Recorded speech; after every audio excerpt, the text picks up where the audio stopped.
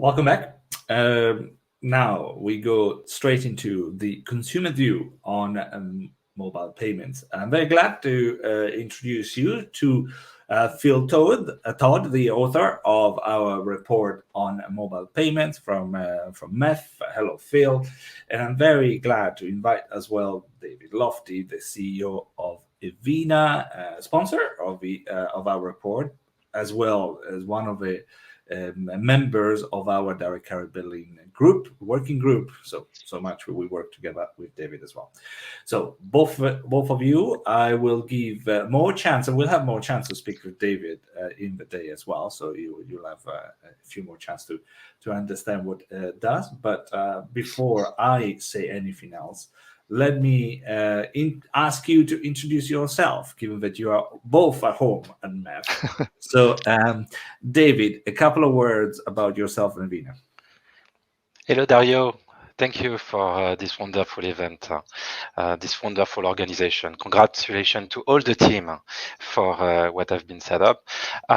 So I'm David, the founder of Evina. Evina is the cybersecurity solution that has changed a bit the way carrier billing is secured since 3 years.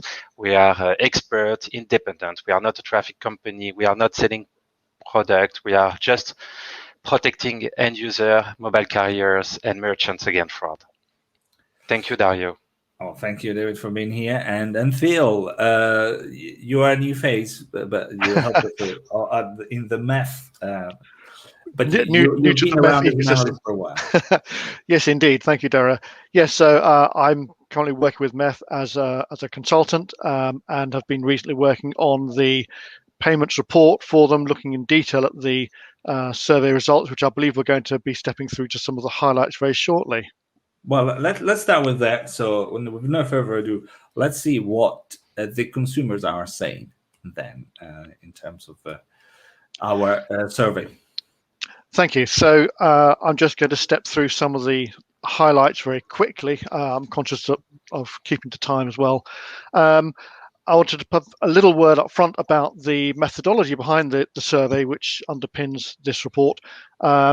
It's a very large survey of actual smartphone users worldwide. So it's quite a unique and very valuable resource of information that we have here, covering 10 countries, 650 respondents in each country. The sample heavily segmented by age band, gender, mobile platform, the hardware manufacturer, and all sorts of very interesting demographic criteria that we've got in there, as well as some calculated segmentation as well. So we can look at, for instance, high engagement mobile users versus low engagement mobile users, things like that. So it allows a very rich data set, which has allowed us to pull this report together. Let me step on and just give some of the highlights. I'm going to very briefly talk about what the opportunity is in mobile payments at the moment. What is it that's driving that growth in usage of mobile payments? What is it that consumers actually like? Conversely, the flip side, what's holding things back? What are they worried about? What don't they like? And I'm going to finish off with just one or two slides looking at China in particular, which is a little bit different as a market for mobile payments. And I think it's worth just looking at that and asking questions around whether that is the future for the rest of the world. Are we following, or is China going a little bit of its own path down this way? So I know, Dario, you've looked at this chart before as well. There's a lot of mobile payments going on out there in the world, whether it's one-time payments for a download, whether it's a subscription, whether it's bundles. We talked about bundles in the previous session a little bit. But what we can see here, there's still about a third of the mobile subscribers out there who are not currently using this as a payment method. So there's clearly headroom for growth in this as a payment methodology. And that's quite interesting. So it doesn't feel that we're saturated at a global level. But we can drill into this a little bit as well. As I said, we looked at our sample by different criteria. And what we can see here, if we look at it by age band, that the use of mobile payments in this way doesn't spread all the way up the age bands. And as age increases, once you're getting into 45-year plus age bands, we start to see the the usage of these payments methods starting to tail off a little bit. So there's clearly some work there, some opportunity there in the older age groups to push these as payment methods for these different sorts of things. Now, it may also be that the attraction of what is available by these methods is perhaps not quite aligned. So there's some interesting digging in that one could do there around why that is the case and what one can do to try and push usage of these methods, payment methods, more in the higher age bands. What are they using? Why are they actually using this? What are the drivers of mobile payment? It's all about frictionless ease of use. It's an easy way for people to pay for things. It's fast. It's simply that ease of use thing that doesn't cause any sort of friction in that payment process. So people like it because of that. Yes, it's a bit cheaper in some cases. It can be perceived as safer and so on. And in some cases, it's the only way they can pay for service. But generally, it's this convenience as a process.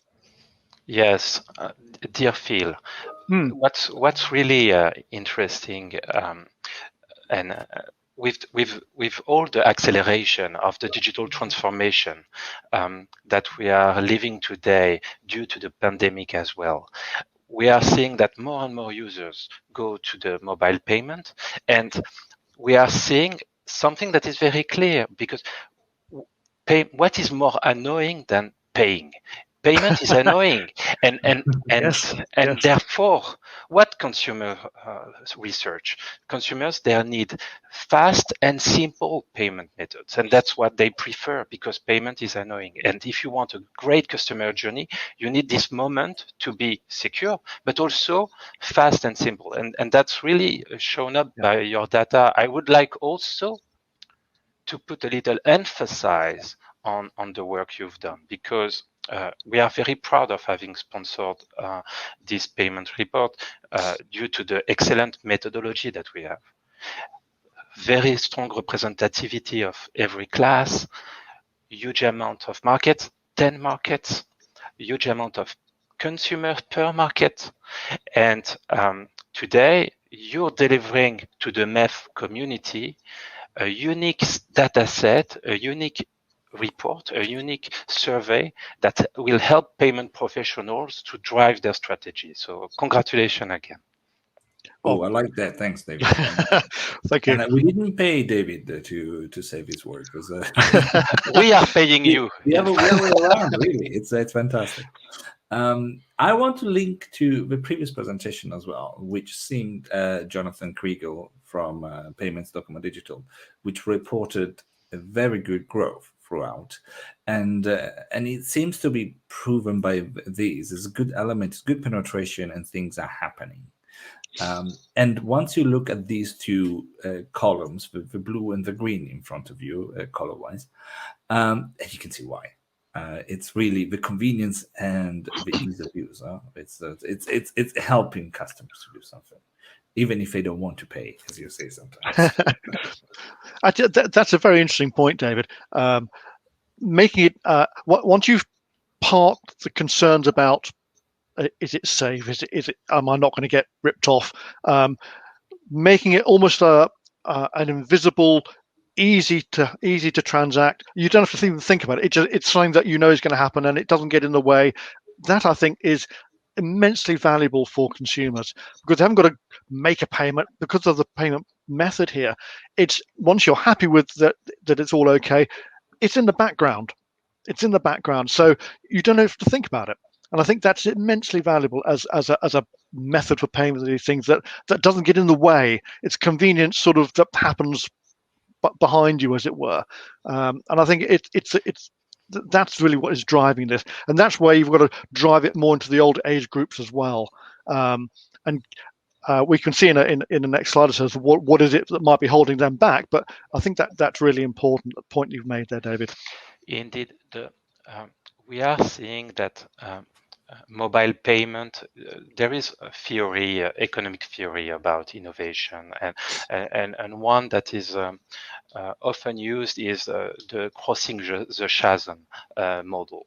The fact that you have early adopters and early majority, and you have at some point to cross the chasm to make the difference and to have a early majority starting to use the solution. And that's only when you have crossed the chasm between the early adopters, those who want novelty, those who are comfortable with technology, and the mainstream, but an early majority, that you can really start to touch the exponential growth. And that's really where we are today. Mobile payment has crossed the chasm due to the acceleration of the digital transformation due to the pandemic as well. I think that's right. Let me step on into the next slide or so as well, because I think it starts to get interesting here. So we talked about what is it that's holding things back. A quarter of the people we spoke to say that none of these concerns are going to stop me paying, but that means that 3/4 there are some concerns here about, and this is all about security really. It's payment details being stolen. It's these may be concerns that aren't real, but nevertheless they are concerns that people have about their money disappearing. So in a sense, it's while it's great that it's convenient and it's a little bit out of sight because you're happy with it all going forward, there are niggles at the back of the mind that may be slowing down acceleration of using this as a payment method. So there are concerns here, but it's also important to recognize that although these are concerns,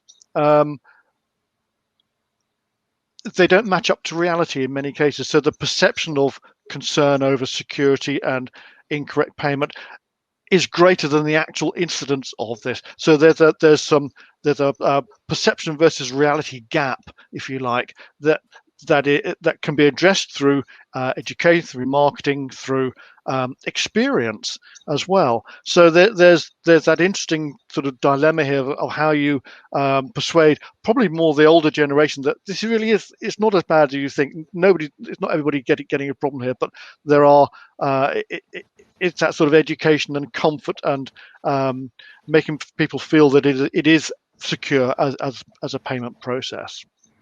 And I will jump in before David can, because I think it's really when we'd like you to comment.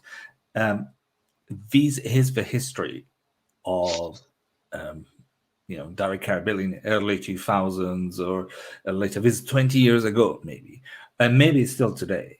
But this is what the industry needs to fight, because these numbers are pretty scary for me. This is not, even if it is a 24% complaining, it's a lot. In some markets, 15% remembering overcharging is still a large number. David, tell us a bit more. Is there some silver lining in clouds out there? So we are very proud because we do think that we have an impact, that we have been able in 3 years with Evina to have a strong impact in the fact that today, indeed, in some countries, the amount of people that have been overcharged is quite low. And it was not always the case, and people do remember this phase. So we have this part, and we still have in some regions. So South Africa is getting more and more protected. We are we are on the field, and we are just starting to protect consumers there. So we're hoping to have huge results by next year in South Africa, at least for the most advanced carrier and telcos. Brazil is a huge concern. But yeah, in some countries where the mobile carriers have taken the right step to secure the mobile payment, today there is still the reminders that one day I have been overcharged, or I know someone that have been overcharged. I've seen this documentary and so on. So we still have this history that awareness and work will help to fade. So And that's really important because we know, we have seen today mobile payment leverage two major drivers: simplicity and fast, being fast. But the fact to be seen as absolutely secure is very, very important. And that's why 3 years ago, we decided to start Evina, because we were at an edge where people were wondering, will it be possible to have this payment safe one day? And I think we are accomplishing that. The other point is that we have money that are transferred from classic way of paying and accessing digital content to those new ways. And the criminals, the fraudsters, are investing in those new technologies to make money again. Well, and I'm jumping to remind two things before I give back to Phil to continue with discussions. If you're looking at some of these numbers, if you want to look at them closer, you can download the report. It's available. There is a large report available for free, so do have a look at this. And by the way, it's also available on our expo. If you want to go on the MEF area within the applications, you can download it very easily there. But what David also mentioned is that together the industry, and I think it was mentioned before by Jonathan, has worked together on some good news on how it's possible to get things better. And that's also a white paper report on how to avoid fraud at the level of direct care billing, also available from MEF. So a lot of initiatives, a lot of good news is happening there. So Phil, back to your comment. What's happening from a consumer point of view? That's the industry getting together to deal with something. But what is the consumer thinking? So I think the consumer is thinking that there's still room for improvement. This whole issue of, I think, consumer perception is complicated, and often the perception lags behind developments in the industry. I think, as we all know, that sort of confidence, consumer confidence, takes a while to build. It's quick to lose, but slow to build up. But what we can see here on this slide, the perception of mobile's payment security. Globally, 6.1. This is on a score out of 10, not a score out of 7 on the scale. So bearing that in mind, that 10 is most secure. So there's some room for improvement in terms of that perception. And I think perception moves quite slowly as well. This is the issue, and the work that the industry is doing will eventually work its way through to these sort of charts. And as we do these year on year, we'll see improvements in the perception overall. So I think that there's that going on there as well. I have a question, and I'm going to ask you straight away, as it was relevant before I jump in and comment on this slide, which I think is great. It's great conversation starter. What our definition of overcharging, and I think I can comment on that because I was part of the questionnaires, but I will ask also Phil and David. What is what do you think people react as overcharging? David, do you want to go first? It's something that is paid by the consumer that should not be paid, whether because it's not fair, whether because he has not the feeling that he has given his agreement, or whether because there were hidden fees that he has not seen. Maybe the customer journey was not clear enough. Maybe he subscribed to a subscription model without really understanding it was a subscription model. Yeah. Maybe he's using a service, he subscribed to a service that he's not using anymore, and now he thinks that it's not fair to be charged of something he's not using anymore.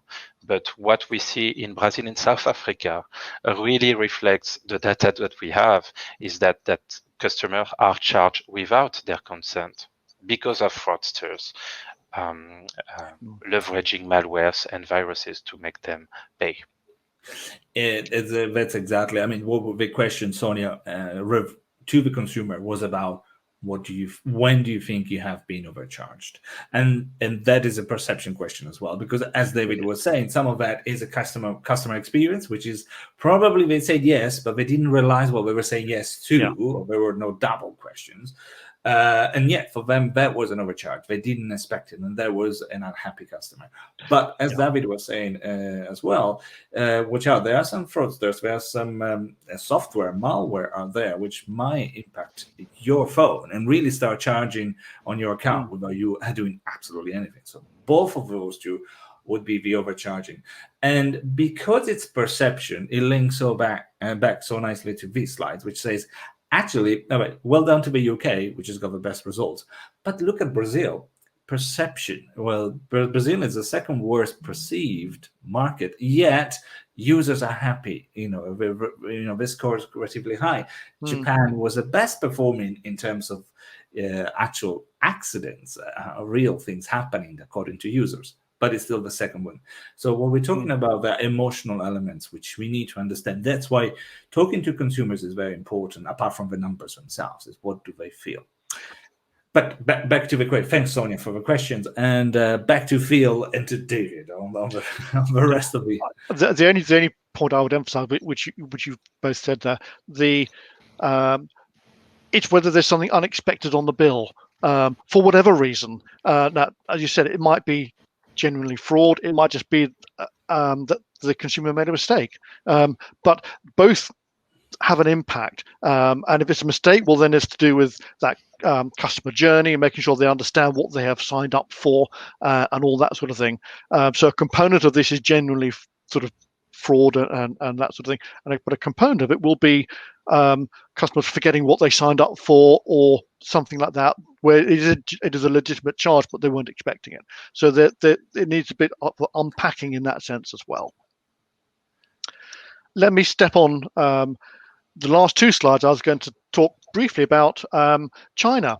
And throughout all our data on this particular study, China is different from the rest of the world. There's more penetration of using this sort of payment method for buying a bundle of services or content subscription, things like that. It's far more prevalent than in other countries, which I think is really interesting. That they're sort of, if you almost like, as countries go, they're the poster child of using this as a payment method, which I think is something that is worth having a think about. Is this the way it's going to go in the rest of the world, or are they in some way different in how they approach payments? And we can even look on the last slide I've got here, which is looking at payments by age group. And if you remember the earlier slide that showed by the time we get to 55 plus, getting on for 2/3 of that age group were not using this payment method at all. In China, it's only 1/3 not using this payment method, which I think is really interesting. And they've managed to cross that age chasm, something David was talking about as well, that the sort of the mass market is now moving into this as a payment method. And I think there's some interesting discussion to be had around, is this the way it's all going to go? Are they showing us the direction of travel for mobile payments, or is there something different going on here? Is China different in the way that the consumers make payments, use payments, have concerns about payments? Well, David, I know you're not particularly active maybe in China yet, but I'll ask you, what do you think of China as a market? Today we are seeing at a geopolitical level huge changes in the world, and what we can learn from the economic growth of China and how it handles its market and what is going on in the mobile market is in China is at least if it's not, maybe it's not the future of what will happen in Western countries, but it's at least an example of what could be done. And it's possible. It's at least possible. So we have a lot to learn about these kinds of investigations and survey, and we definitely need to continue to do so. But we see an example of what could be done, and this age barrier in the usage can be overwhelmed, but I'm sure of that. My personal opinion is that it's the future of payment that we are seeing in China, because they are able to leverage far more strength and force digital acceleration with a strength that is far more powerful than in Europe, but it's showing us how it will be. That's my feeling, but at least it's an example of how it could be. I think that's right. There are different market dynamics in the way that the Chinese market works, and the way it can accelerate, and the sort of where the barriers can be sort of forcibly removed or whatever in the way services can be rolled up, payment methods can be rolled up. But I think there are also some similarities in that I'm sure if you talk to consumers in China and other countries about what are the underlying concerns, consumers are consumers to some extent, and they will have the same concerns. It doesn't necessarily translate into the same barriers or accelerations in terms of uptake because the market works in a different way. But I think doing some research that taps into what are the concerns and what do you do to why are you now not concerned, as it were. That's interesting stuff, and I think there are lessons there that are probably fairly universal in terms of consumer views on what they like, what they don't like, what they're happy with, what they're not happy with. That sort of are different to what actually happens in practice because of the way markets work. I probably need to stop our chat because we could go on. I think there is a lot. We could. But time-wise, we're already running out. And the good thing is not just us chatting. I see the comments. There's a lot happening in the comments. I like that. So that's a topic and discussion that has worked. I love when I started looking at 20 few years ago. Let's not forget. People were asking, what's happening in the Nordics? What's happening in Japan? What's happening in Italy? It looks like now people are simply saying, what's happening in the mobile-first country like China? And if you're in Europe and if you're in North America, it's probably good to have a second look at payments because we got used to it. We kind of, after some of the experiences, we might have retrenched. Some markets are capitalizing on that and doing a good job. There was another question that I wanted to chat on. I think Syed Akhtar wrote and said, well, what's a good customer journey? Well, different ones there. But actually, at MEF, we do have a code for value-added services. So here it is. I'm just saying, Syed, talk to us. We'll tell you. And all of our members on the direct carrier billing group will love to talk to you about a good customer journey for direct carrier billing. But I'm running late. Phil, David, it was a pleasure. Thank you very much. It was a pleasure. Thanks, Dario. Thanks, David. Great to chat. Great to chat. Thank you. Download the paper. It's available. It's for free. I don't know what else to say. Thank you. Bye-bye.